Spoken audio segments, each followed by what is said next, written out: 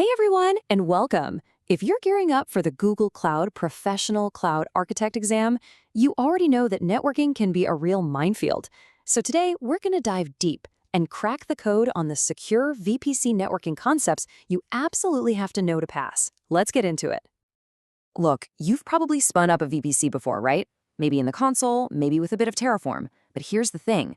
The PCA exam isn't just about what you can do, it's about how you think. It tests your ability to choose the most secure, the most scalable, and the most managed solution. And trust me, that's often way different from the fastest or easiest way to get something working. All right, let's jump right in with the very first decision you make when you create a VPC. It sounds so simple, but it's one of the biggest and most common traps on the entire exam. Now, this is where the exam starts to test your mindset. Auto mode, sure, it's convenient. It spins up a subnet for you in every single GCP region around the world. But from a security architect's point of view, that's a total disaster. It blows your attack surface wide open. The exam is hammering on one key principle here: least privilege. You only create what you need where you need it. And that's why custom mode is always the architect's answer. And hey, don't just take my word for it. The guidance couldn't be clearer. The exam will actively try to fool you with auto mode.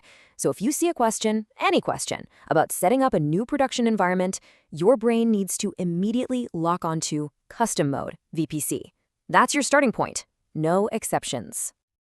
So you've aced the first test and chosen a custom VPC. Awesome. Now what's next?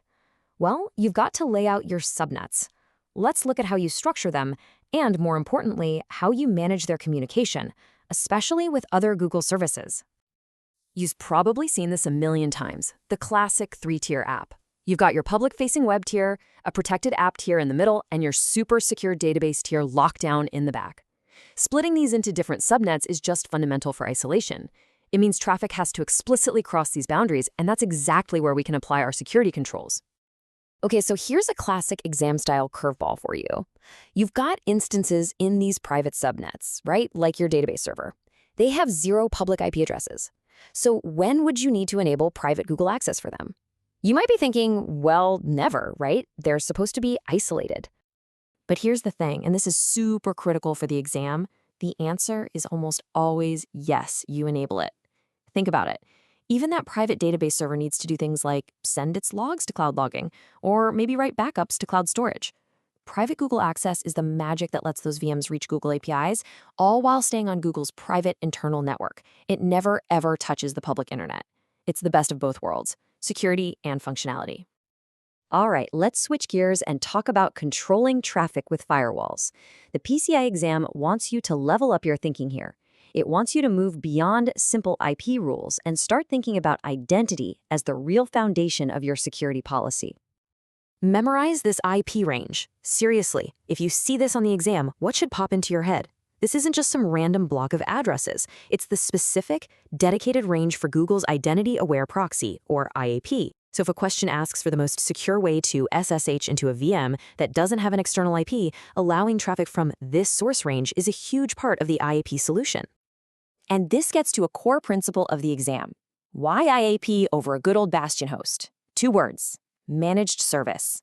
With IAP, Google takes care of the infrastructure, the patching, the high availability, all of it. All you do is define the IAM policies for who gets to connect. It's way less work and way more secure. That is the perfect exam answer. And this table, this really nails the next level of thinking about firewalls. Sure, you can use network tags for firewall rules, but a tag is just a sticky note. It's a simple label that anyone with instance admin rights can just peel off and change. A service account, though, that's the VM's passport. It's its core, unchangeable identity, and it's all controlled by IAM. Tying your firewall rules to a service account means your security is based on who the VM is, not just a label it's wearing today. That is the architect's way. Okay, we've covered the project-level stuff. Now let's get into the big picture, enterprise-scale patterns. These are the kinds of questions that separate the people who can manage a project from the people who can architect for a whole organization. If you see the phrase centralized network administration on the exam, your brain should light up. The answer is shared VPC, period. It's the perfect model for when you have a central network team that needs to own and control the VPCs and firewalls, but you still want your developer teams to be able to deploy their own apps and VMs into those networks. VPC peering is another big one. It's awesome for connecting two totally separate VPCs. Maybe they're in different projects or even different companies, so they can talk to each other using private IPs. Sounds great, right? But it has one huge, massive gotcha that the exam absolutely loves to test you on. And this is it, the golden rule. You have to burn this into your brain. Peering is not transitive. Just because VPC A can talk to VPC B and VPC B can talk to VPC C does not mean A can talk to C. It just doesn't work that way. A and C have no idea the other one even exists. This is a classic question, so be ready for it. So what happens when you need to lay down the law for your entire organization, like a security rule that nobody can get around? That's what hierarchical firewalls are for. You can set a policy way up at the organization level, like deny all public SSH, everywhere. And no project admin, no matter how clever they are, can override that rule in their own VPC. It's the ultimate tool for centralized governance. Okay, theory time is over. Let's put all of this together. We're going to walk through a realistic exam question and apply the principles we've just covered to figure out the architect's answer. So here's the setup. You've got private GKE nodes. That means they have no external IP addresses. They're locked down. But they still need to reach out to the internet to grab security patches and updates. The critical requirement, though, is that nothing from the internet can ever initiate a connection to them. So what do? And the correct answer, the architect's answer, is B, configure CloudNet for the subnet. Now, let's dig into not just why this is right, but why all the other options are wrong. Let's dissect these traps. A, private Google access? Nope, wrong tool for the job. That's for Google APIs, and these security updates are out on the general internet. C, giving them external IPs? That's a huge security no-no. It completely violates least privilege. And D, setting up your own proxy VM? Red flag. That's an unmanaged, single point of failure. The exam hates when you build things that Google offers as a managed service. And that's really the beauty of it. CloudNet is a fully managed service that does one job, and it does it perfectly. It gives your private instances a path to make outbound connections to the internet while completely blocking any inbound initiated traffic. It is the perfect solution for secure one-way egress. It just works.